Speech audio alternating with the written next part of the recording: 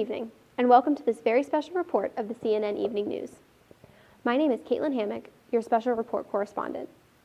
As many of you know, a press conference took place today where the Senate, House, and White House were given an opportunity to speak on the government shutdown that occurred less than 1 week ago. The House team spoke first, and while Erica Magnuson, press secretary of the House, expressed deep sympathy and concern for those affected by the shutdown, the majority of their speech was focused on pushing responsibility for the shutdown onto others, mainly the Democratic Party and President Obama. Both President Obama and Senator Reid refused to negotiate and stated repeatedly that they would not do so.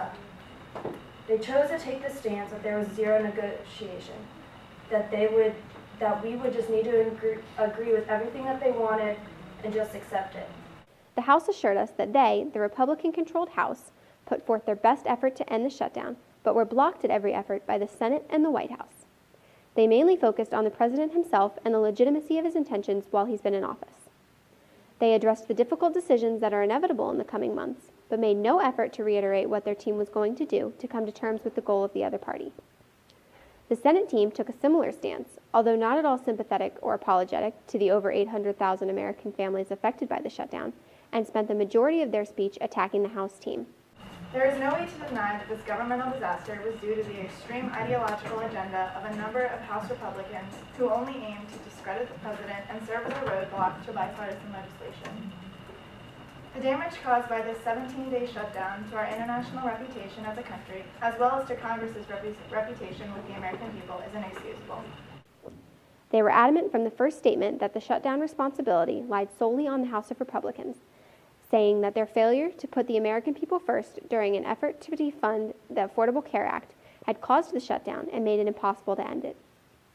They too addressed the difficulties yet to come when assessing the budget and debt ceiling and the need to work across party lines. Yet when one reporter asked what is being done to work with House Republicans, they answered that negotiating the Affordable Care Act was off the table and repeated that they, the Republicans, were willing to go as far as shutting down the government in order to defund a law, not answering the questions and resorting to a place of blame rather than finding a solution or taking any responsibility.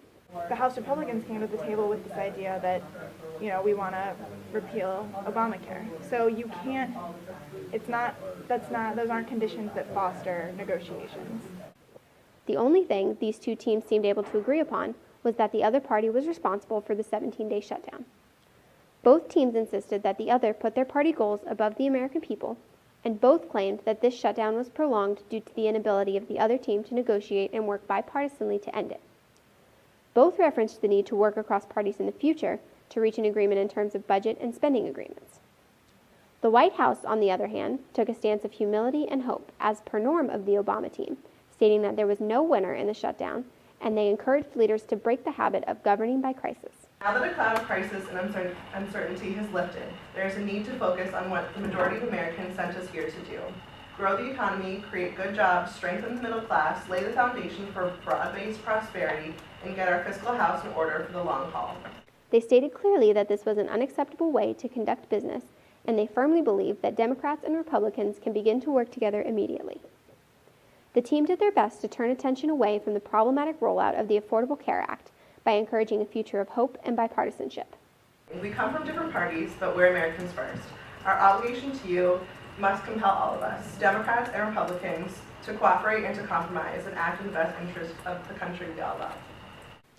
With ratings at an all-time low of 5% and a projected 0.6% loss in the quarterly revenue for the country, most would assume these parties would do whatever necessary to reverse this and serve the country they've been elected to represent.